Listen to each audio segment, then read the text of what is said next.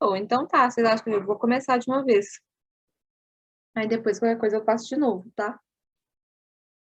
Inclusive, Tudo. Amanda, eu falei aqui que eu vou começar a colocar as listas lá no Drive quinta-feira, porque aí dá tempo de fazer até terça e de ter dúvida, se precisar, tá? Tá bom.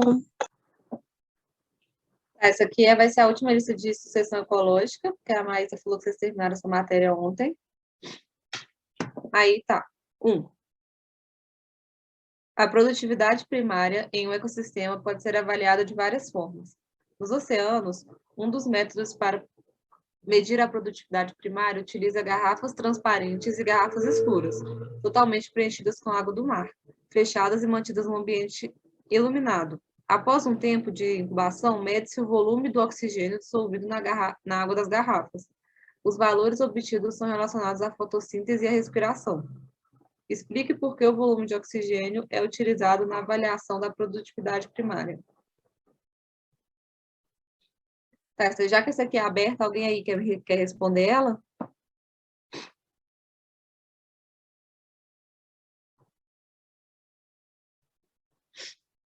Tudo bem. Essa questão aqui, na verdade, a gente primeiro vai entender o enunciado dela. Está falando que tem duas garrafas. Primeiro, eles pegam duas garrafas, uma escura e uma transparente com água do mar. E deixa no ambiente iluminado.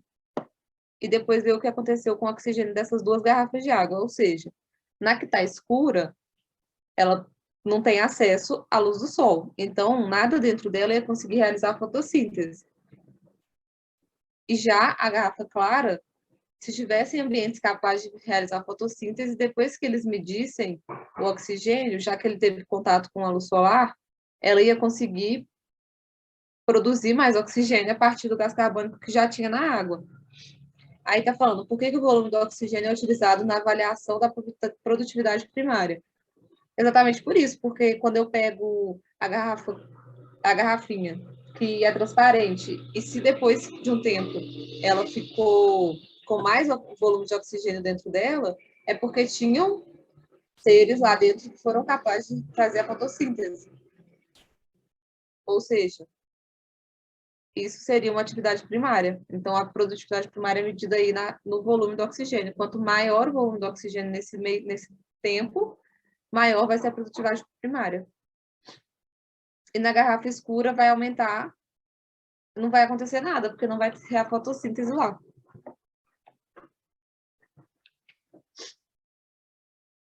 Aí, a resposta é essa. Vocês entenderam? Por que uma vai mudar de cor e a outra não?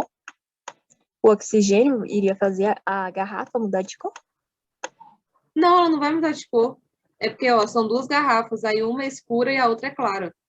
Tipo assim, uma é transparente e a outra é um plástico com cor. Uma garrafinha preta, por exemplo. Porque aí a garrafinha preta não deixa a luz solar entrar para realizar a fotossíntese dentro. Então não ia acontecer nada dentro dela, mas ela não ia mudar de cor. Ia mudar só o volume de oxigênio. Entendi. Obrigada. Tá, questão 2. Considerando os conceitos de produtividade energética das cadeias alimentares, assinale a alternativa correta. A. A produtividade primária bruta consiste na quantidade de energia efetivamente consumida pelo último consumidor da cadeia alimentar. Essa está errada, porque a gente sabe que a produtividade primária bruta é o total de matéria orgânica produzida pelos produtores numa cadeia. Não só apenas o que é consumido pelo último consumidor dela. B.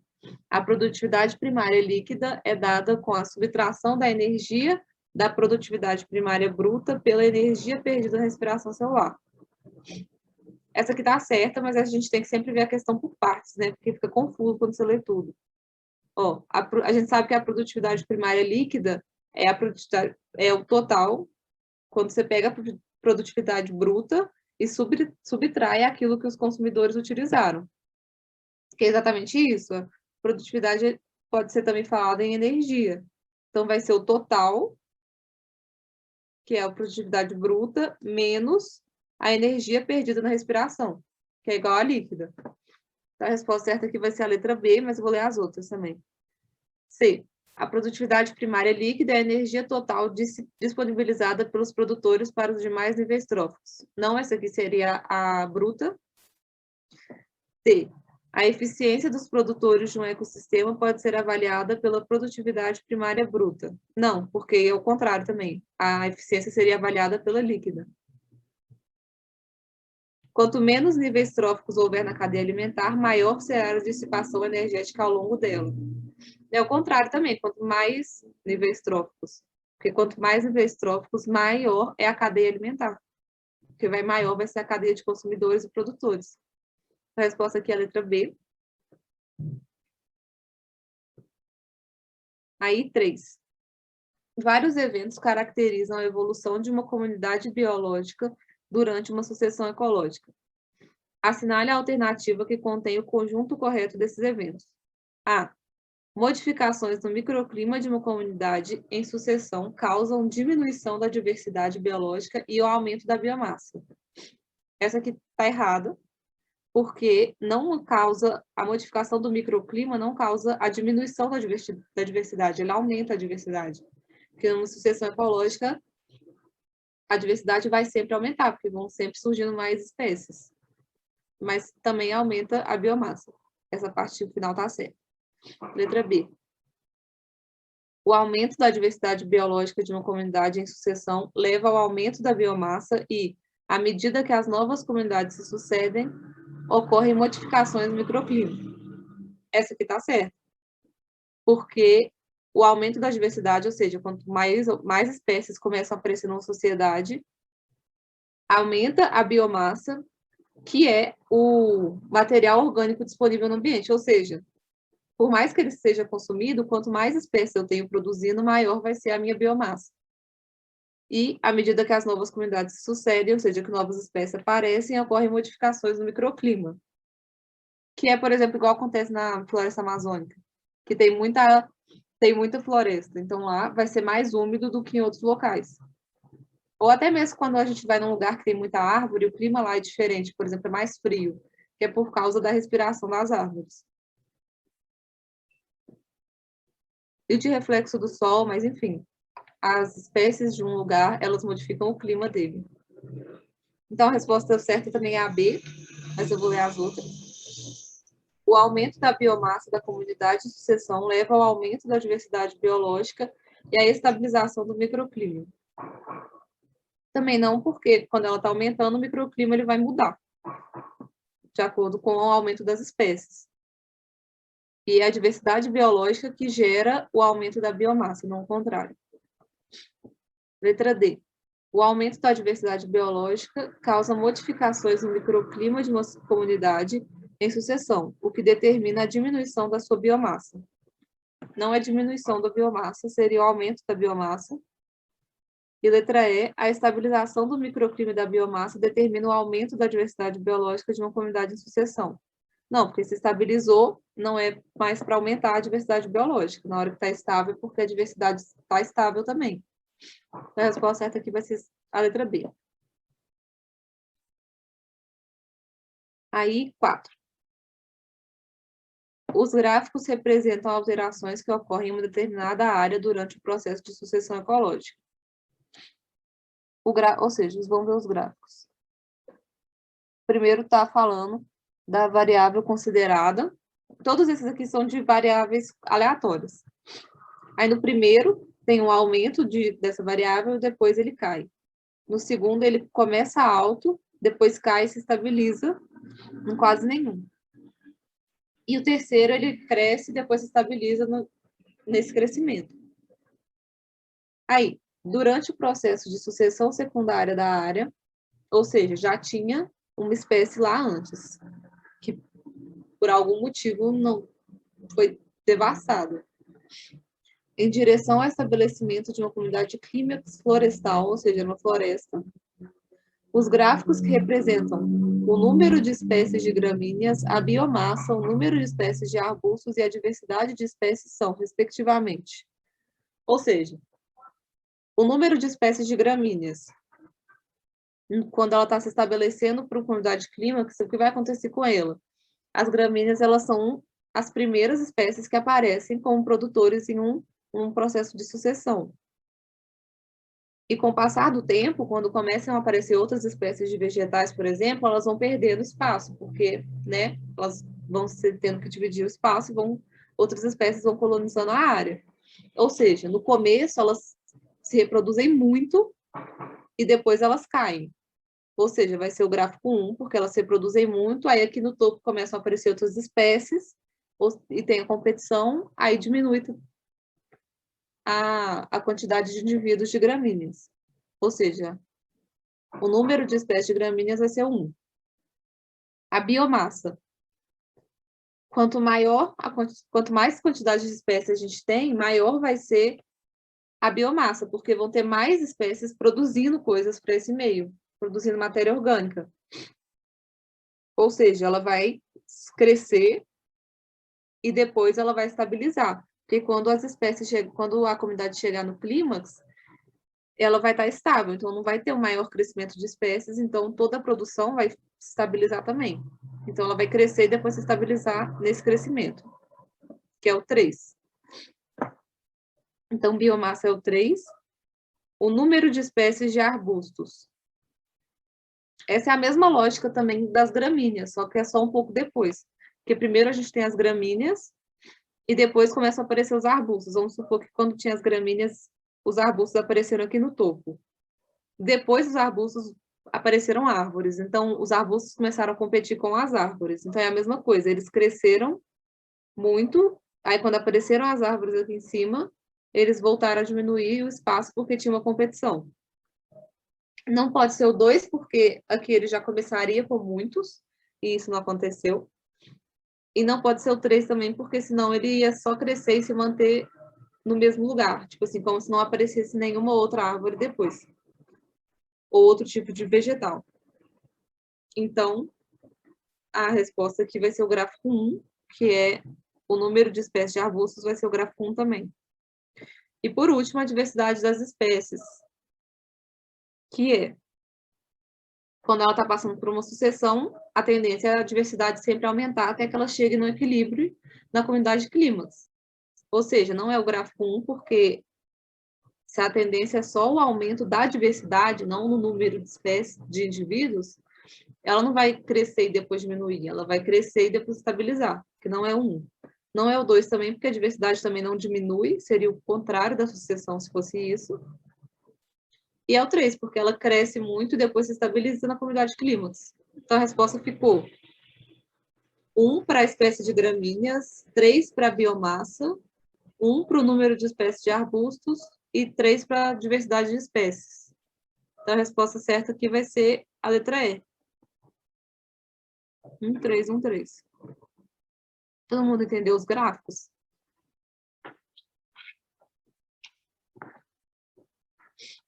Sim.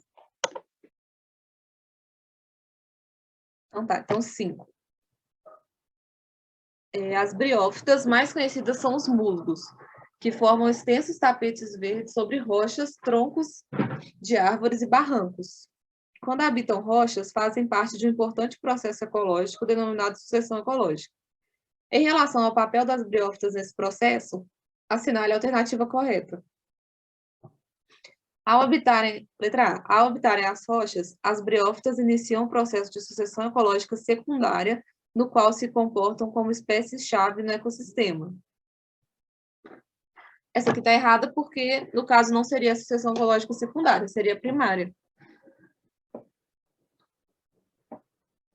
Aí, B. A comunidade formada pelas briófitas sobre a rocha pode ser considerada uma comunidade clímax, já que a rocha não pode sofrer alteração.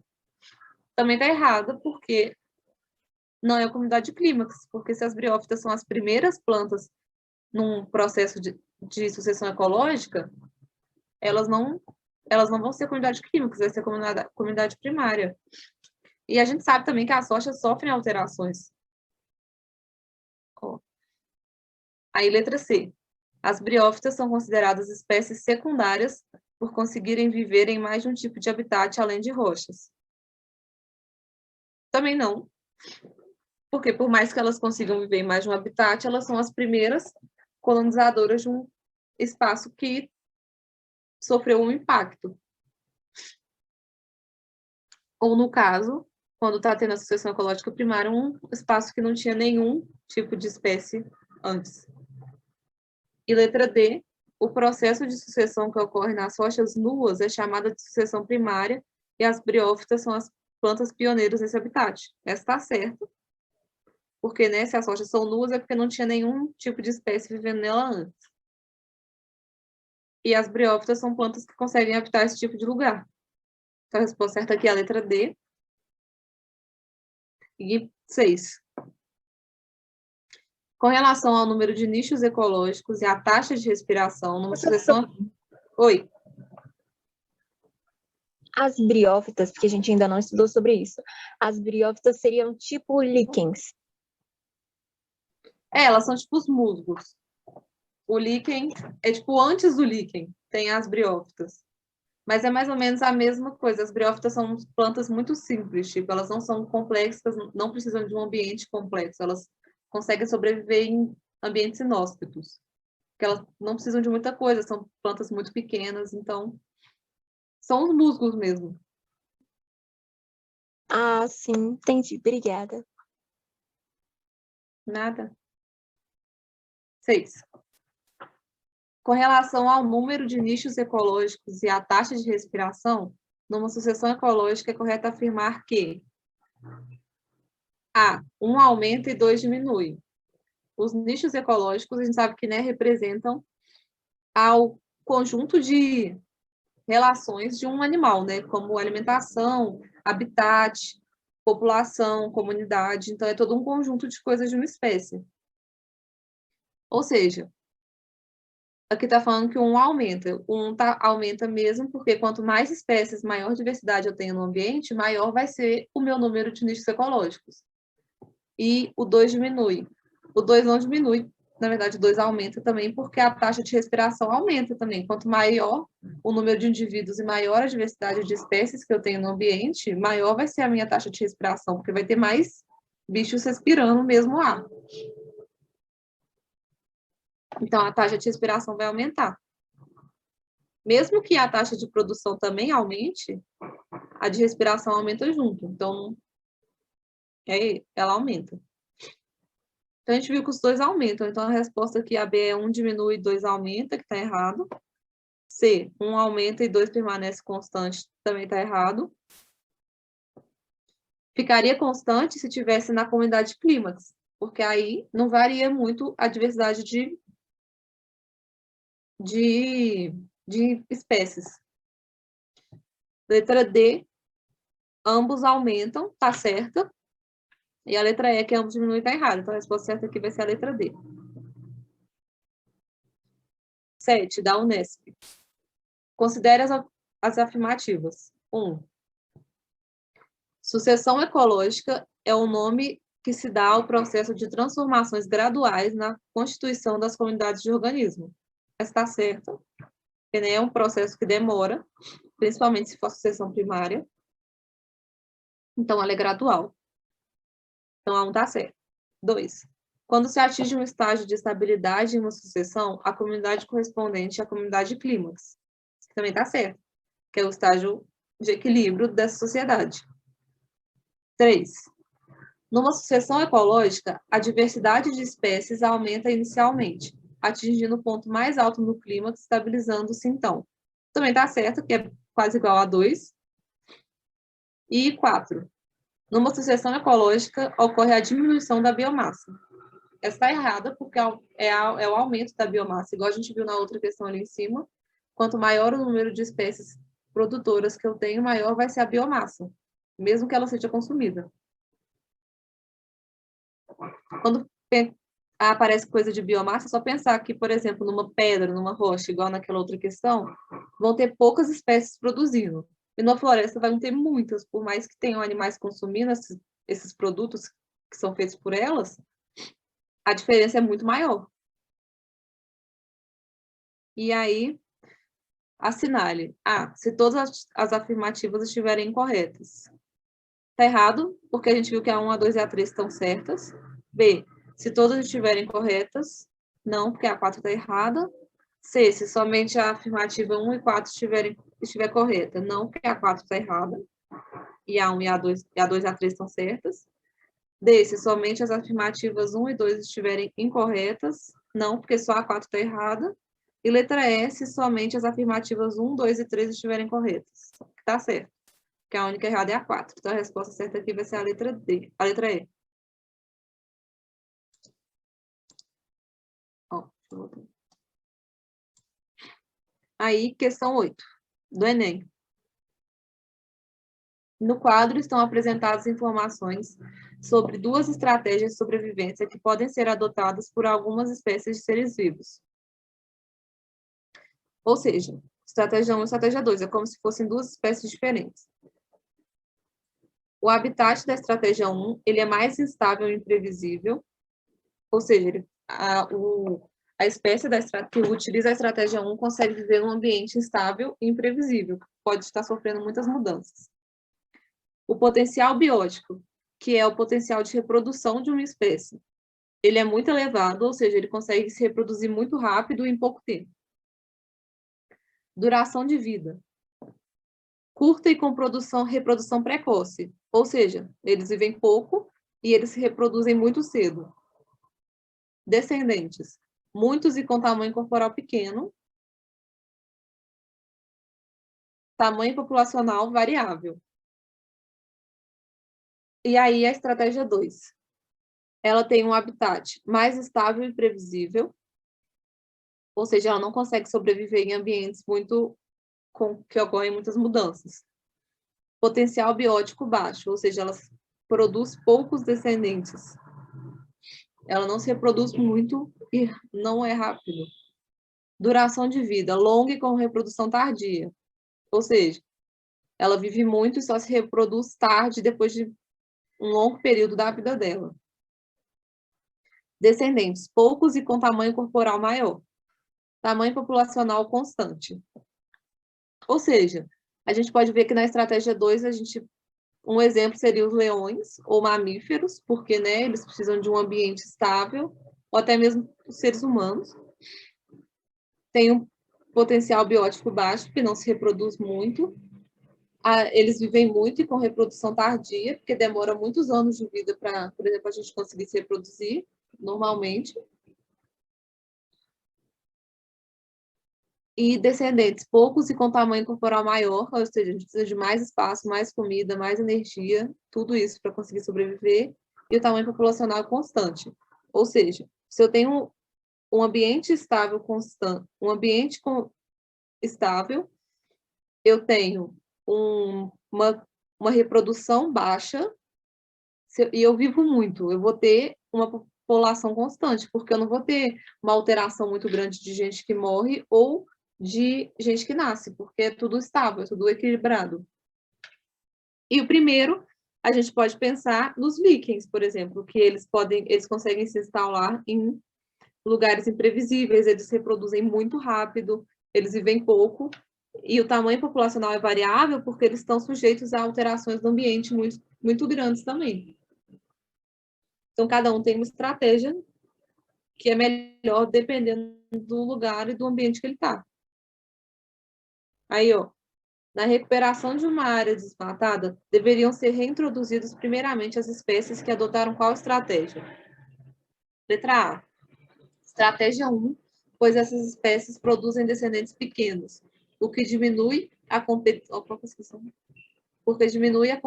com outras espécies.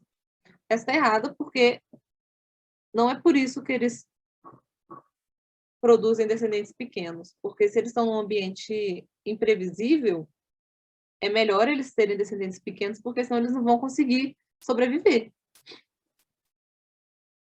Letra B. Estratégia 2.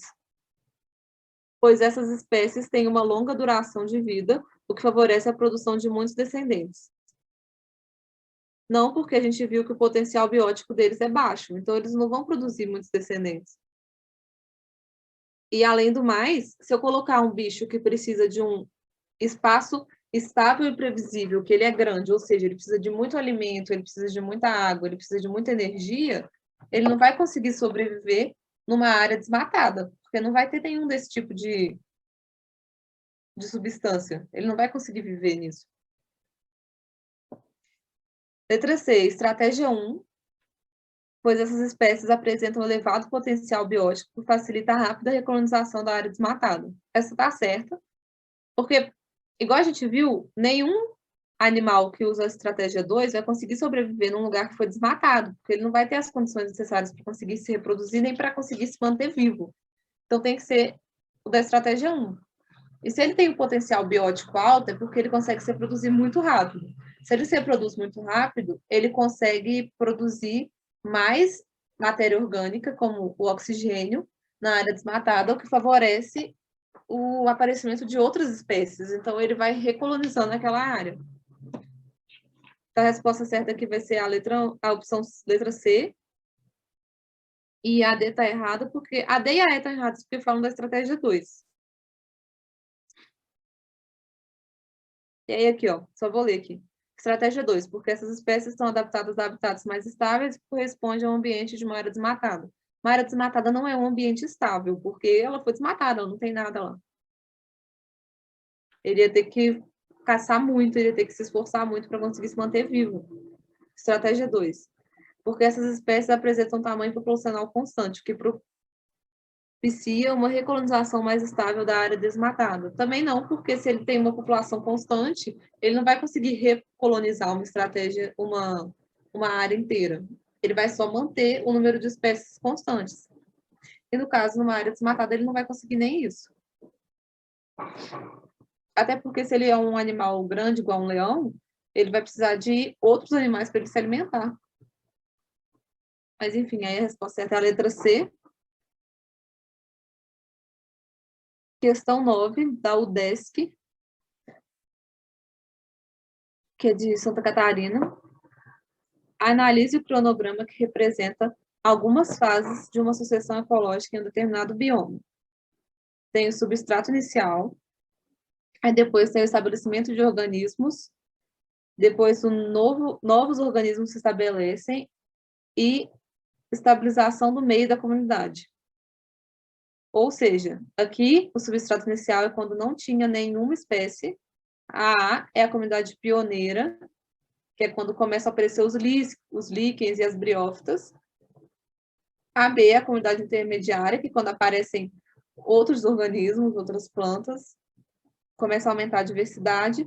E a letra C é a estabilização do meio da comunidade, que é a comunidade clímax, que é quando ele chega no equilíbrio e atinge o maior potencial de diversidade biológica do ambiente. Aí, em relação à sucessão ecológica, assinale a alternativa correta. Os organismos pioneiros, geralmente, não alteram as condições originais do local onde se instalam. Isso está errado, porque é exatamente isso que eles fazem. Eles pegam um lugar inóspito e começam a produzir matéria orgânica para que outras espécies consigam sobreviver lá. Letra B. Os organismos presentes nas fases A e C fazem parte das chamadas comunidades clímax. Os organismos da fase A não faz parte da clímax, porque clímax é quando ele está estável, ou seja, seriam só os organismos da fase C. C. Em B, tem-se as chamadas espécies pioneiras, como, por exemplo, as plantas arbustivas, que está errado, porque as espécies pioneiras elas ficam em A. São os líquens e as briófitas. Inclusive, os arbustos, eles realmente aparecem em D, mas não são pioneiros. Letra D. Com o passar do tempo, a complexidade estrutural e funcional do ecossistema tende a aumentar. Essa está certa porque o ambiente, quanto mais espécies, maior diversidade tem, mais vai ficando complexo toda a sua estrutura. Então, a resposta certa é a letra D. E letra E. Se o substrato inicial for uma região que já foi anteriormente ocupada por comunidade, tem-se a chamada sucessão ecológica primária. Essa está errada porque essa seria a sucessão ecológica secundária. A resposta certa aqui é a letra D. Vocês estão entendendo ou eu estou falando muito rápido? Eu vou perguntar sempre isso. Porque eu sempre acho que estou falando muito rápido. Eu tô entendendo. Aí, questão 10. Unifor C, que também é de vestibular. Sobre o fenômeno da sucessão ecológica, é correto afirmar que A. Uma rocha nua, submetida a condições climáticas muito severas, pode ser colonizada por uma comunidade formada por angiospermas, dicotiledôneas e insetos que se alimentam dessas plantas. Isso é aquilo que eu sempre falo. Se a gente não viu isso ainda, a gente sempre pula, porque provavelmente não é ela. Vou só explicar, porque as angiospermas, elas são plantas mais complexas. Elas são as plantas mais complexas de todas. Que tem fruto, que tem flor, igual, sei lá, uma macieira. Ela é uma angiosperma. Então, se elas são plantas muito complexas, elas só vão aparecer na comunidade clímax, quando já tem uma diversidade muito maior e um ambiente muito mais receptível para elas conseguirem sobreviver. E os insetos também, porque se eles se alimentam dessas plantas, eles só vão aparecer depois que tiver esse tipo de planta lá. Então, no caso, não é essa, porque a rocha nua, que nunca teve nenhuma espécie nela, vai ser colonizada por espécies pioneiras, tipo os líquens e os fungos, e os musgos. Bem, uma área desmatada na floresta amazônica pode dar origem a um processo de sucessão primária. Não, porque ela vai dar origem a um processo de sucessão secundária. C. Algum tempo após a colonização de uma área, chegam diversas espécies que passam a competir com as espécies pioneiras, podendo eliminá-las. Essa está certa, que é igual aquele gráfico lá que a gente viu na outra questão, que as espécies pioneiras, elas primeiro crescem muito, o número delas, e depois diminui, porque tem a competição com outras espécies que chegam depois. Essa aqui está certa. E letra D. Durante o processo de sucessão, surgem novos microambientes que passam a ser ocupados pelas espécies mais abundantes daquela região em particular. Essa está errada porque os microambientes, eles são criados por todo o conjunto de uma sociedade, não é só pela espécie mais abundante de lá, é por um conjunto delas.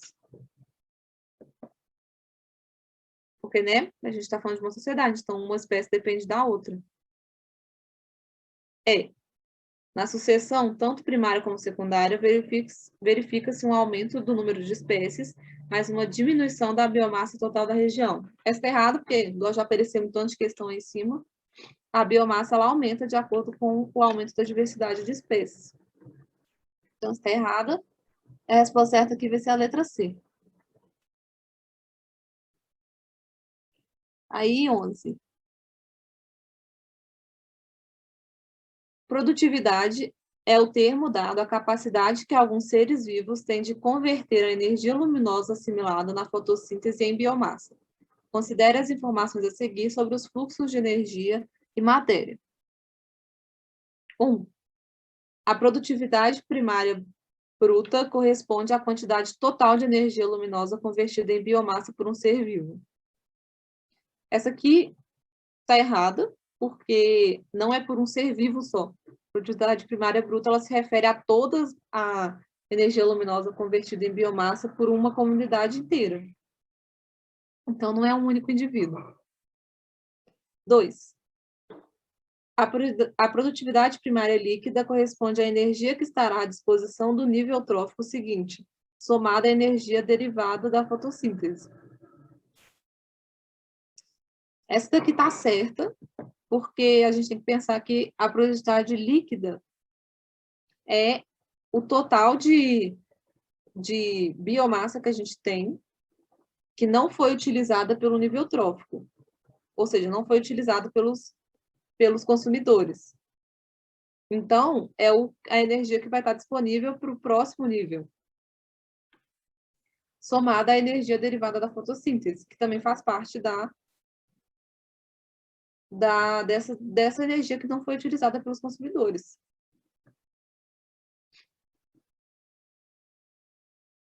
E 3, os produtores podem tanto ser fotossintetizantes quanto quimiosintetizantes. Também está certo, porque os fotossintetizantes, como as plantas, utilizam a luz do sol para transformar o gás carbônico em oxigênio e energia. E os quimiosintetizantes utilizam outro tipo de produto que não é a luz do sol. Eles conseguem transformar, por exemplo, pensar em um exemplo de um quimiosintetizante. O nitrogênio. Eles conseguem transformar o nitrogênio que está no solo, que não é utilizado, em um nitrogênio que vai ser utilizado pelos outros produtores. Eles pegam o nitrogênio do solo e mandam para o ambiente, que a gente consegue utilizar para o ar. São os decompositores, né? Os quimiosintetizantes. Então, tá certo, a 2 e a 3, que é a letra C. 2 e 3 apenas. Vocês entenderam essa? Porque ela é meio confusa. Entendi, mas eu achava que a 1 e a 2 e a 3 estava certa. Mas eu entendi por que a 1 não tá certa também. Se eles gostam de fazer piadinha, porque você fala, nossa, aqui tá certo, aí você nem lê o final da frase, aí você é chato. Mas aí eles fazem as questões pensando que você tem que errar, então a gente tem que tomar muito cuidado para ler as alternativas. E 12, a última, da UNIR, que eu nem sei de onde é. A sucessão ecológica pode ser primária ou secundária. Sobre a sucessão primária, assinale a alternativa correta. A. Tem o início em áreas antes desabitadas, como as dunas. Tá certo. B. Ocorre após a derrubada das florestas. Não, porque essa é secundária. C. As mudanças no ambiente são muito rápidas. Não, porque essa é a secundária também. A primária demora muito tempo para ela acontecer. D.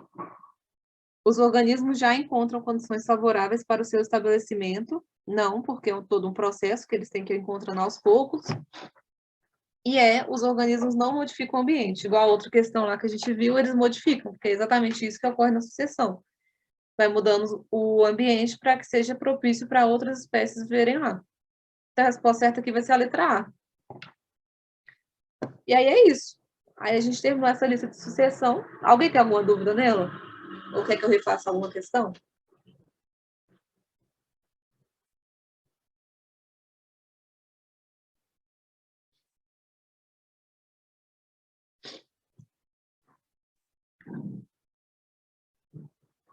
Então tá. Vou considerar que todo mundo sabe tudo já. E aqui, a Maísa me falou que semana que vem, que ontem ela passou... Qual a matéria que ela deu ontem? Que foi de ecossistemas. Então, provavelmente, a lista de semana que vem vai ser dela. Vai ser de ecossistemas. E eu vou postar quinta-feira no Drive, para vocês conseguirem olhar antes, para não ficar muito em cima da hora. Que hoje, essa semana, eu postei tarde, porque eu estava sem internet. Mas aí é isso. Se vocês tiverem alguma dúvida, pode me mandar, que eu respondo. No WhatsApp também, se quiser me mandar. Isso. Foi de Amazônia. Mas aí é isso. Aí a gente terminou a lista. Eu vou encerrar aqui mais cedo, aí até semana que vem. Tá, joia. Obrigada, professora. Obrigada, boa noite. Boa noite, obrigada a vocês. Tchau, tchau. Boa noite.